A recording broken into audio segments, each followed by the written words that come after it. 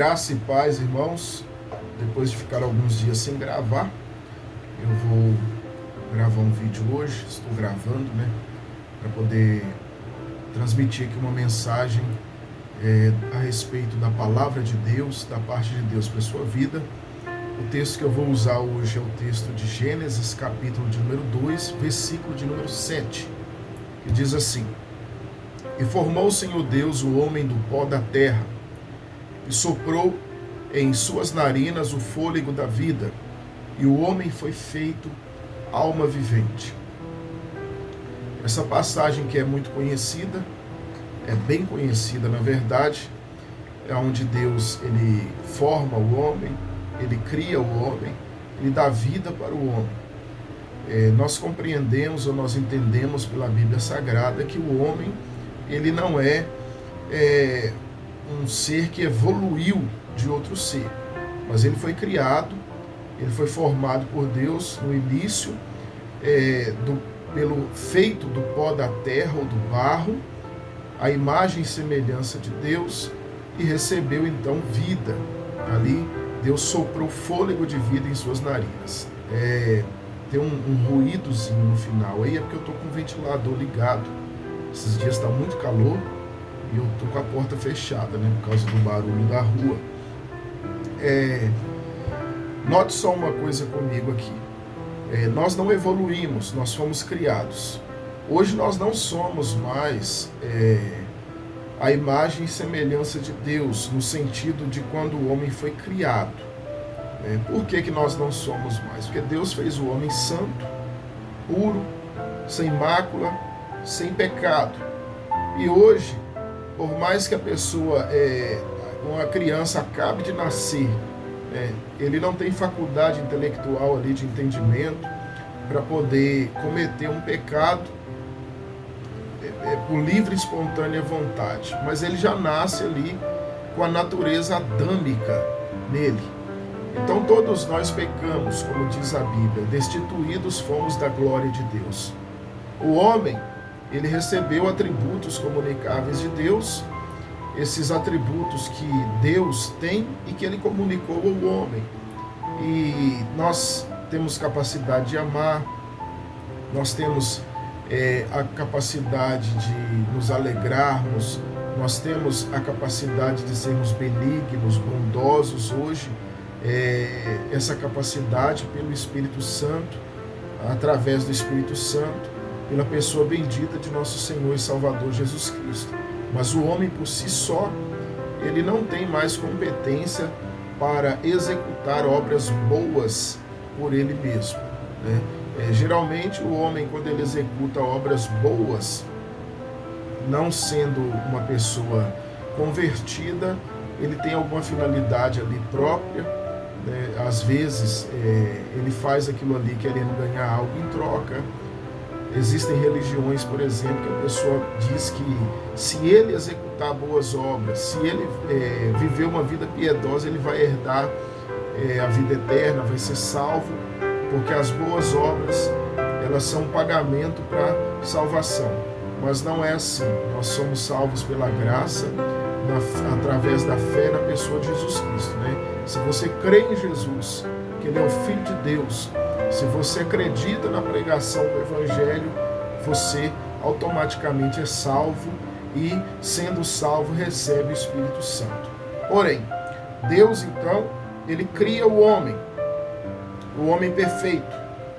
Depois nós vamos ver, se nós formos examinar outros textos, Deus, quando Ele fez o homem ali, a Bíblia diz que o homem se tornou, então, alma vivente. Deus sopra espírito no homem.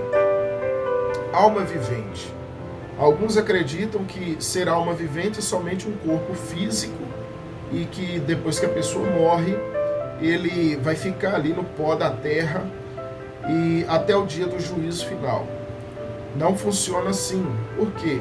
O texto ali referido diz que nós somos alma vivente, mas se nós observarmos em 1 Tessalonicenses capítulo 5, versículo 23, eu estou o notebook aberto aqui, tem uma colinha, que eu não vou lembrar de todos os versículos, diz assim: E o mesmo Deus de paz vos santifique em tudo, e todo o vosso espírito, alma e corpo, sejam plenamente conservados, irrepreensíveis para a vinda de nosso Senhor Jesus Cristo. Então, o homem, ele é tricotômico, ele tem espírito, ele tem alma e ele tem corpo. Nós temos espírito, alma e corpo. O nosso corpo físico, essa matéria que está ligada a este mundo, que executa, então, obras pela vontade da nossa alma. A nossa alma, ela é a sede das nossas emoções, da vontade humana do homem.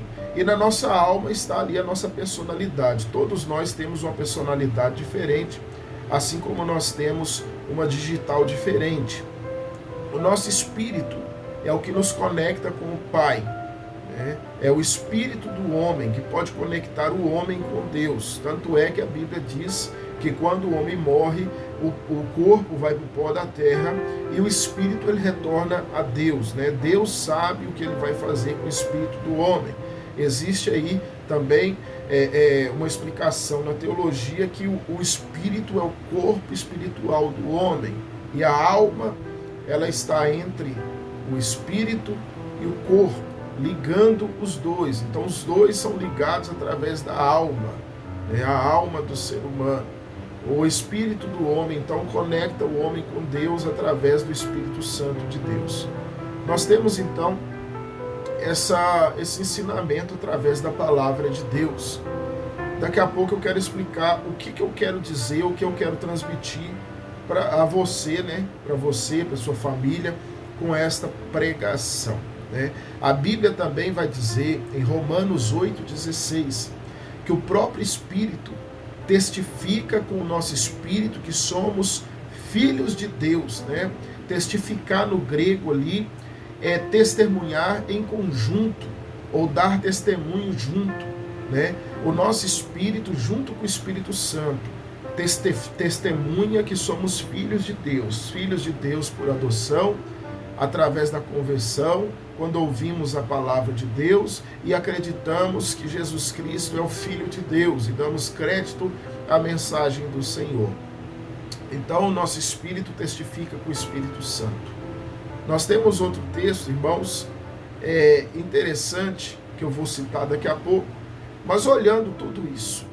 Então, nós temos aqui um homem ou um ser, uma criatura que Deus fez, que tem espírito, alma e corpo, um ser tricotômico. Nós temos, irmãos, então, dentro desse corpo físico aqui, ligado também ao nosso espírito, nós temos emoções, nós temos desejos, vontades. Como eu disse, que a alma ela é a sede das emoções do ser humano. Nós temos desejo, vontade, nós ficamos tristes, nós ficamos alegres, nós podemos ficar com raiva, nós podemos então amar, nós temos essa capacidade que foi dada por Deus. Só que, porém, meus irmãos, eu quero falar de uma questão interessante ligada à alma do ser humano.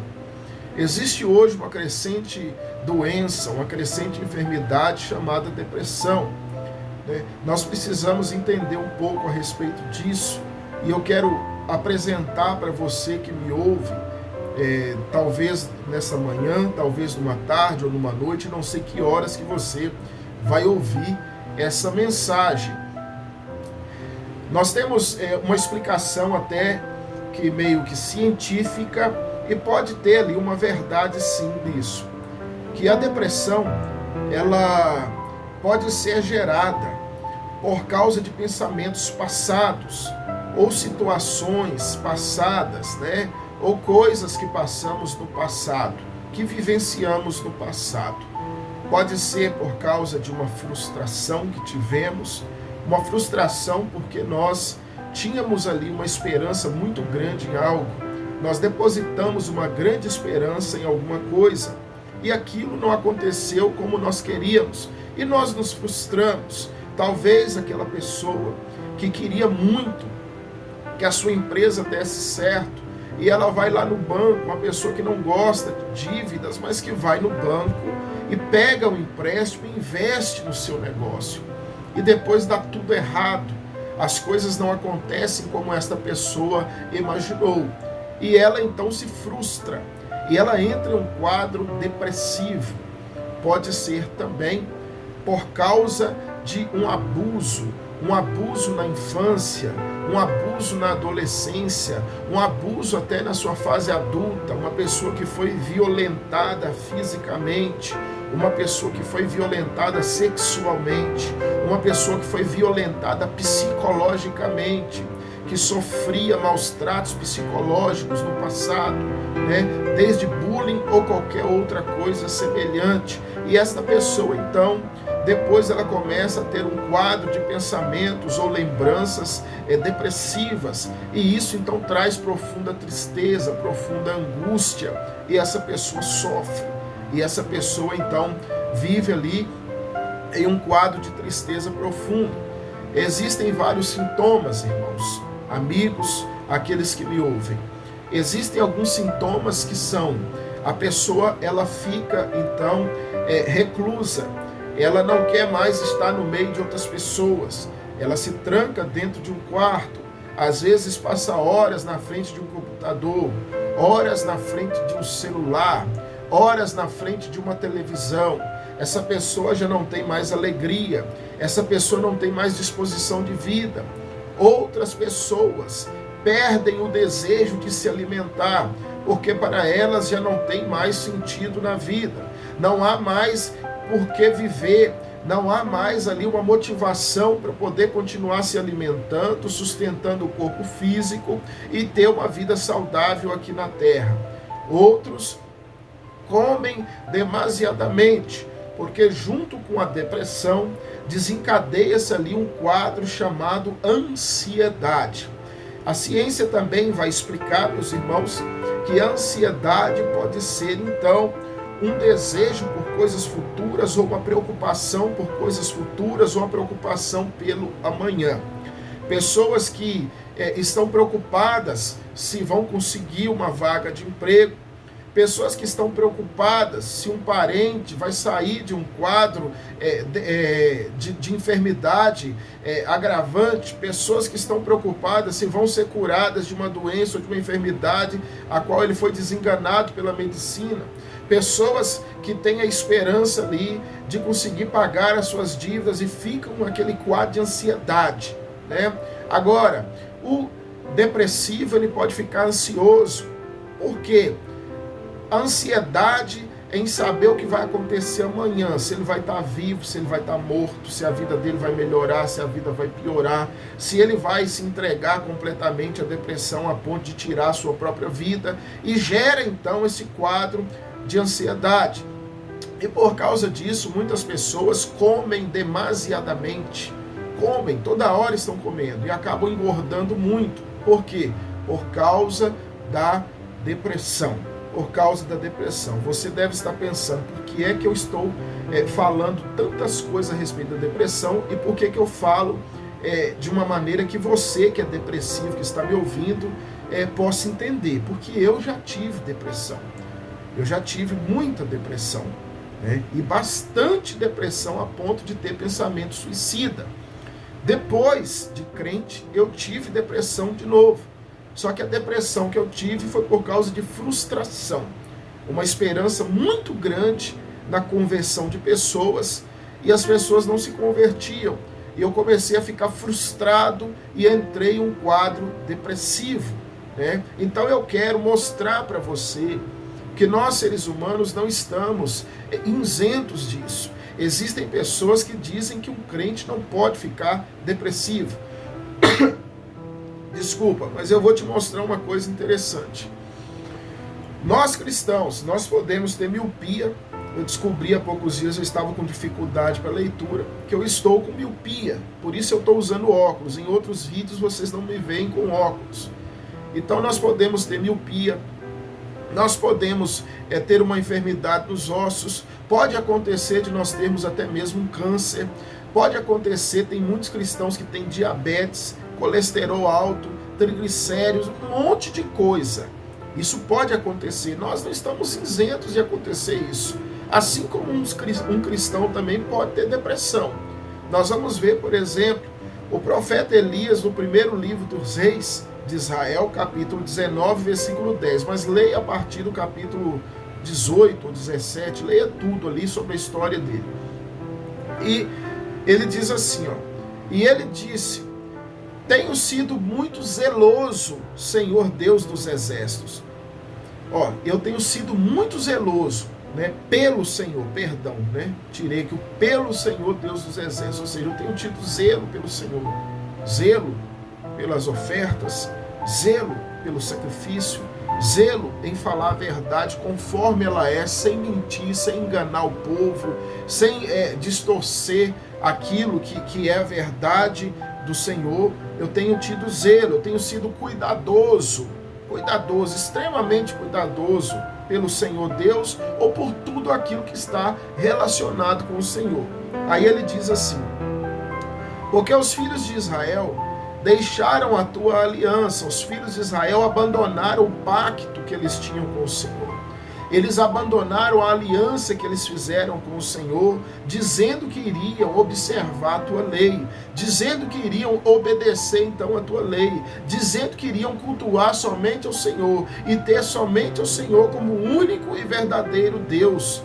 E eles abandonaram, eles quebraram esse pacto, quebraram então esta aliança.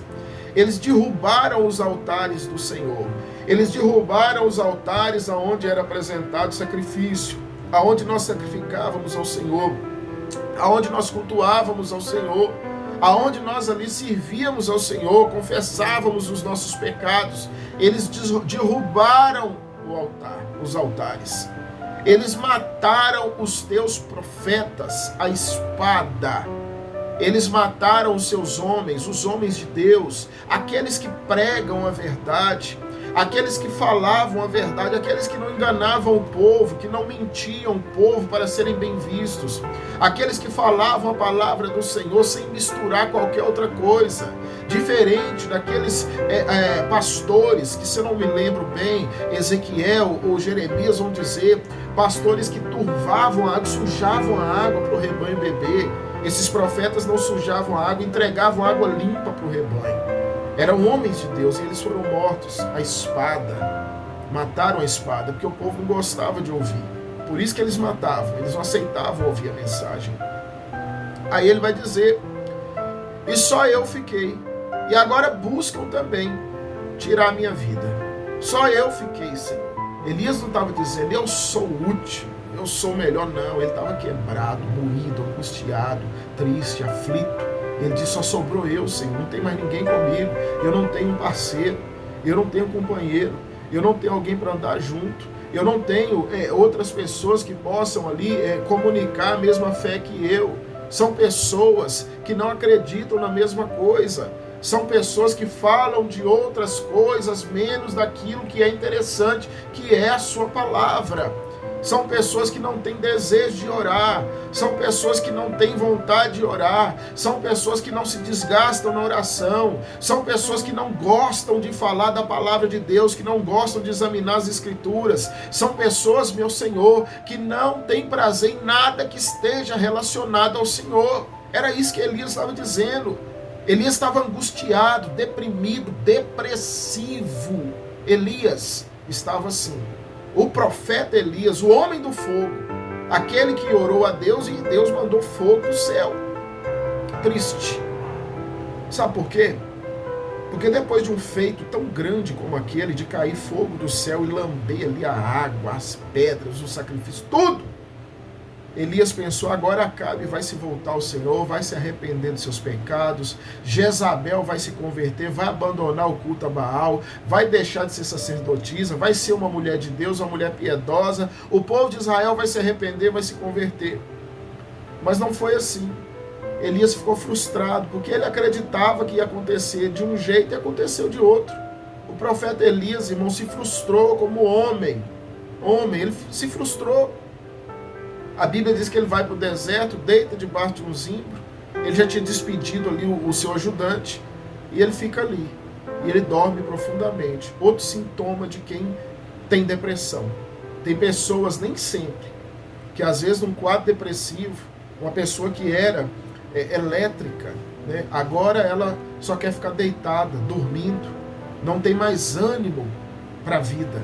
Não tem mais ânimo para mais nada. Aquela pessoa que antigamente era animada para trabalhar não tem ânimo. Elias estava em uma situação, irmãos, depressiva. Ele passou por isso. Eu quero deixar aqui uma mensagem para você que é obreiro, homem de Deus, né? Mulher de Deus. Eu sei que a mulher ela pode exercer funções na igreja, ela não pode ser pastora. Né? Pastorado não é bíblico. Feminino não. Né? O homem tem suas responsabilidades e a mulher tem as suas responsabilidades no corpo de Cristo. Mas Deus deu cada um a sua função. Né? A Bíblia diz, fique naquilo que foi chamado. Cada um fique naquilo que foi chamado. Porém, nós estamos vivendo uma geração difícil, onde as pessoas estão desprezando as coisas de Deus, rejeitando. Não se deixe levar pela frustração. Não se frustre. Sempre foi assim. As pessoas desacreditavam, zombavam, matavam na espada. Hoje matam com a língua. Eles falam mal da gente pelas costas. Eles nos difamam. Eles tentam colocar os irmãos contra a gente, contra um, contra outro. É uma contenda terrível. Não se desmotive por causa disso. Não se desanime por causa disso. Deus orienta, Deus apazigua o coração de Elias, dizendo que haviam pessoas piedosas em Israel. Se não me falha a memória, 7.000 que Deus havia conservado. Deus havia conservado. Lembra? E o mesmo Deus de paz os santifique em tudo, em todo o vosso espírito, alma e corpo, sejam plenamente conservados e irrepreensíveis até o dia do Senhor Jesus. Deus conserva pessoas ainda. Deus conserva corações ainda. Deus conserva. Tome cuidado em quem ou com quem, né? Ou em quem você deposita sua confiança. Tome cuidado com quem ou para quem você conta, né? Os seus desejos, né? As suas vontades, os seus planos. Vou usar uma palavra melhor. Planos, né? Tome cuidado para quem você a pessoa que você escolhe para ser ali um confidente, um amigo íntimo. Depois nós vamos ver que Elias, ele tem ali como companheiro Eliseu, que Deus mostra para ele Eliseu. Deus falou, vai até Eliseu, porque Deus sabia do desejo do coração de Eliseu. O desejo de Eliseu de ser profeta era tão grande, que quando ele é chamado, ele mata os bois e queima os carros, faz churrasco, para não voltar para trás, para não olhar para trás. Ou seja, ele queria seguir em frente. Então Deus manda Elias até lá, vai até a casa de Eliseu, vai atrás dele. Então nós observem isso, meus irmãos. Ore a Deus, não fique frustrado não. Ah, mas eu estou ansioso porque eu quero ver acontecer, A Bíblia diz, lance sobre ele toda a vossa ansiedade, porque ele tem cuidado de vós. O apóstolo Pedro disse isso. Paulo vai dizer e vai escrever dizendo que nós devemos fazer conhecidas diante de Deus todas as nossas petições, todas as nossas necessidades, inclusive as ansiedades. Ele diz, não andeis ociosos por coisa alguma, mas antes se façam conhecidas todas as vossas petições diante de Deus. Não andeis ociosos, não fique ansioso não. Quando começar a nascer aquela ansiedade, ore a Deus. Ore a Deus. Parece fácil porque eu estou falando, mas eu sinto ansiedade também. Eu sempre estou tendo que descer em oração, falar, Senhor, cura meu coração, me ajuda. Tira essa ansiedade. Tira essa ansiedade. Às vezes colocamos uma expectativa muito grande. Nossa, vou pregar fulano, eu estou dando um ensino, as pessoas estão aprendendo, aí você vê pessoas mostrando que não estão aprendendo, que estão contra. Não é contra você se você está pregando a verdade, é contra a obra de Deus, é contra a palavra de Deus. Pessoas que seguem qualquer outra coisa, menos a palavra de Deus, pessoas que acreditam em copo d'água, eu estou falando sério, viu? Eu já vi pessoas assim, pessoas que acreditam em óleo, em beber um óleo. Uma certa feita, uma mulher me evangelizando, né, falando para mim ir numa concentração, levar um vidrinho de óleo que ela ia me entregar com um papelzinho, e lá eu ia beber junto com os outros lá, quando o bispo estivesse falando. A Bíblia não fala sobre isso, meus irmãos. A Bíblia fala para o presbítero. Presbítero, se alguém está doente, chame os presbíteros e esses vão ungir com óleo. Esses que vão ungir com óleo. Presbítero, ungir, não é fazer você beber o óleo, né? Mas pessoas acreditam em copo d'água, acreditam em beber óleo de unção, pessoas acreditam mais em sonhos, acreditam mais numa visão do que na palavra de Deus. Se a visão, se o sonho, se aquilo que o bispo ensinou, ou qualquer coisa, está contra a palavra de Deus, ele acredita, mas não acredita na Bíblia. Você pode pegar a Bíblia, abrir a Bíblia, mostrar no envelope aqui, mostrar dentro da Bíblia, a pessoa não vai acreditar, não se frustre com isso. Vão aparecer pessoas assim, outros doutores, segundo, né, o coração dessas pessoas. A Bíblia diz que essas pessoas amontoam para eles mestres que vão ensinar coisas que eles querem ouvir, porque eles estão com comichão, com coceira no ouvido. Eles não aceitam ouvir o evangelho, principalmente quando confronta eles. Sabe quando o evangelho confronta? É quando o evangelho vai na contramão da nossa perspectiva, daquilo que nós acreditamos. E o evangelho vem falando outra coisa e dizendo: você está errado, não é assim, não é isso que eu quero, não é desse jeito, você está fazendo errado, você precisa fazer desse jeito. Eles não aceitam. Não se frustre, não fique frustrado, continue orando, ore mais. Isso significa, sabe, isso é um sinal para você, é um sinal para mim que nós temos que orar mais. Nós estamos orando pouco. Gaste mais tempo na oração, chegue mais cedo nos cultos, chegue pelo menos 1 hora mais cedo, faça suas obrigações, né? Aqueles que têm um horário ali de serviço, que dê para chegar 1 hora mais cedo, chegue 1 hora mais cedo no culto, dobre seu joelho e ore a Deus, ore até transpirar a ponto de colar a camisa no corpo de suor, entregue com intensidade ali o seu coração aos pés do Senhor. Eu não tenho saúde para dobrar o joelho, ore sentado. Tem pessoas que têm problema no joelho, não conseguem dobrar o joelho, estão com estado agravado de saúde. Busque a Deus, estude a palavra do Senhor, estudar ela. Sabe o que Jesus disse? Que a vida eterna é essa: que conheçam somente ao Senhor como o único e verdadeiro Deus e a Jesus Cristo a quem tu enviaste.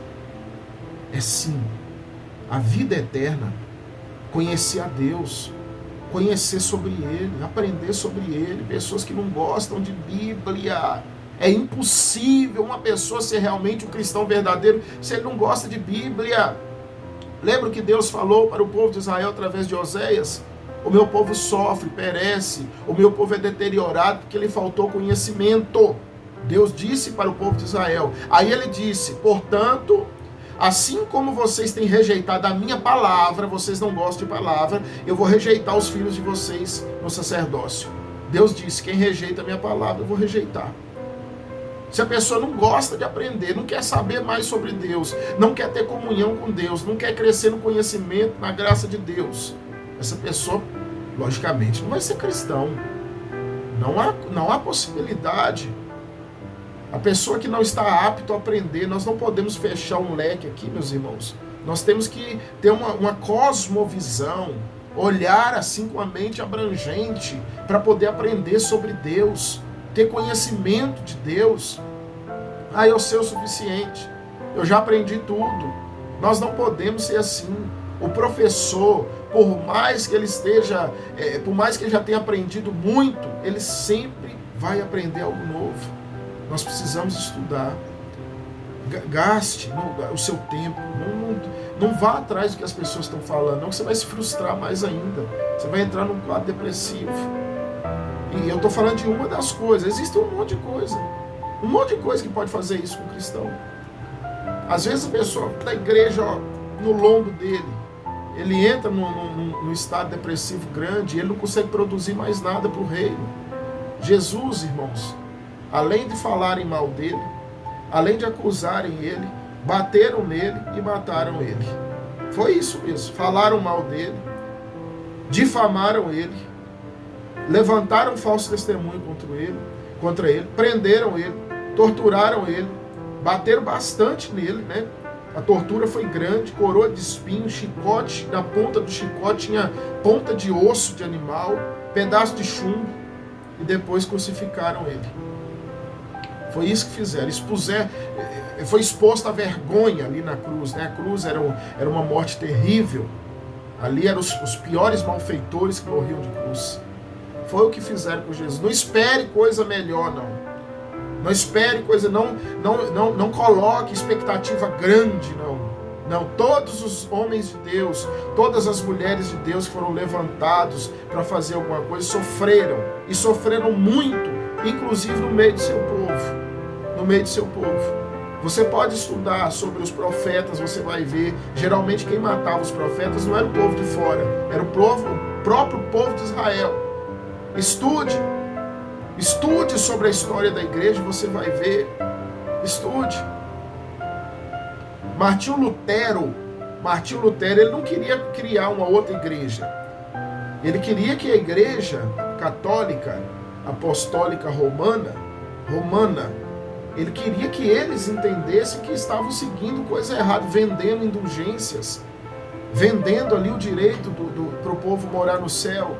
Ele queria que o povo, né, que os bispos, que o Papa, que todo mundo ali entendesse que aquilo era errado.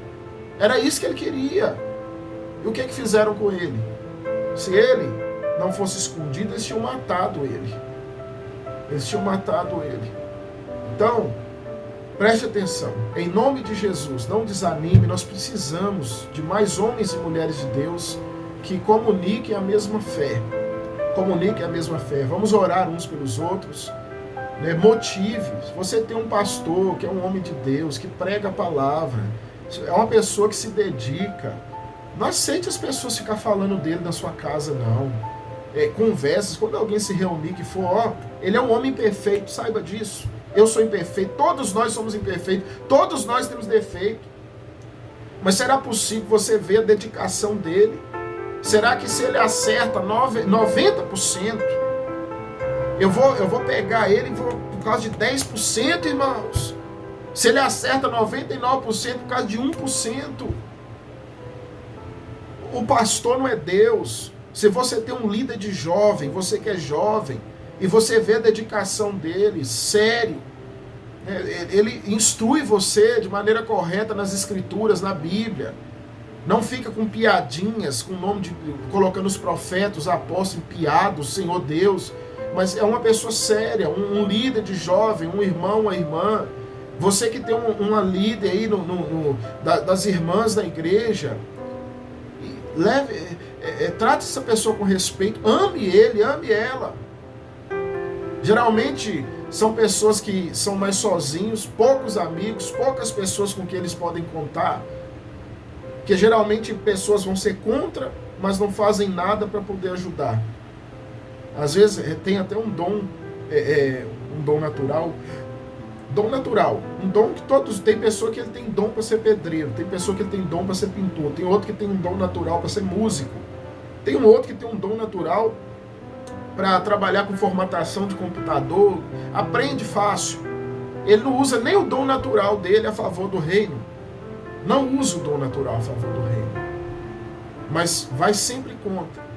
Então, não aceite que falem, não aceite que disseminem, né, acusações. Se a pessoa for falar, meus irmãos, não aceite. Quando tocar no nome de alguém, já diga logo, fulano é uma bênção, né, meu irmão? Graças a Deus, louva a Deus pela vida de fulano. Graças a Deus. Então faça isso, ore pelas pessoas, ore. Se você viu o teu pastor, ele acertou 90% e errou 10%, ore para Deus ajudar ele a acertar os outros 10%. Ore para Deus dar força, dar graça, a graça que ele necessita para acertar aqueles 10%. Meu pastor, ele começou a desanimar, ore para Deus animar ele.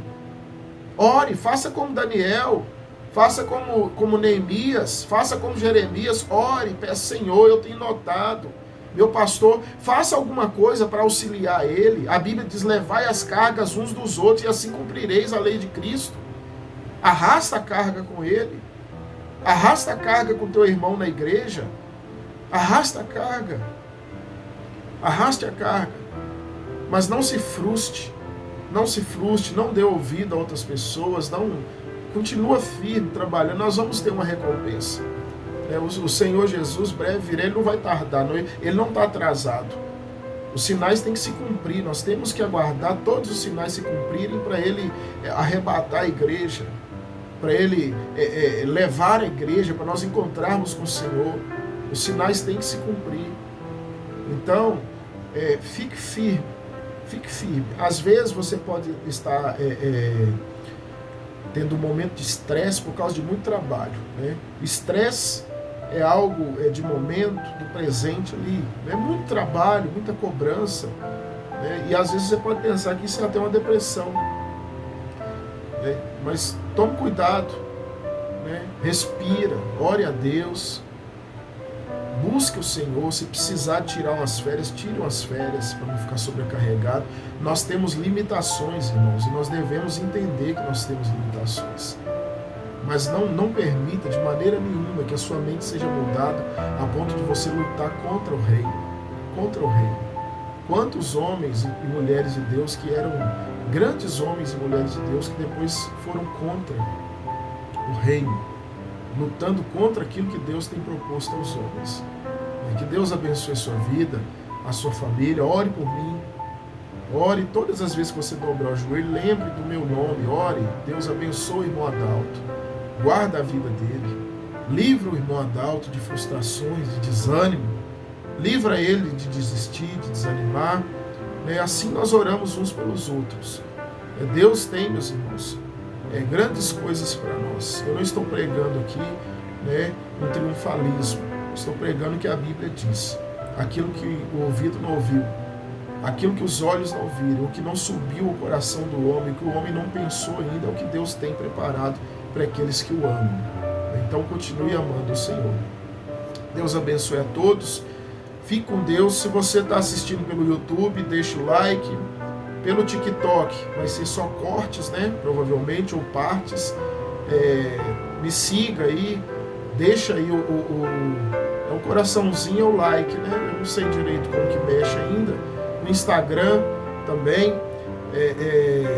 Procure aí no Instagram, o TikTok, o YouTube, e também envia para outras pessoas, para que outras pessoas sejam abençoadas também. Fique com Deus, a paz do Senhor Jesus, e até a próxima, se Deus assim nos permitir.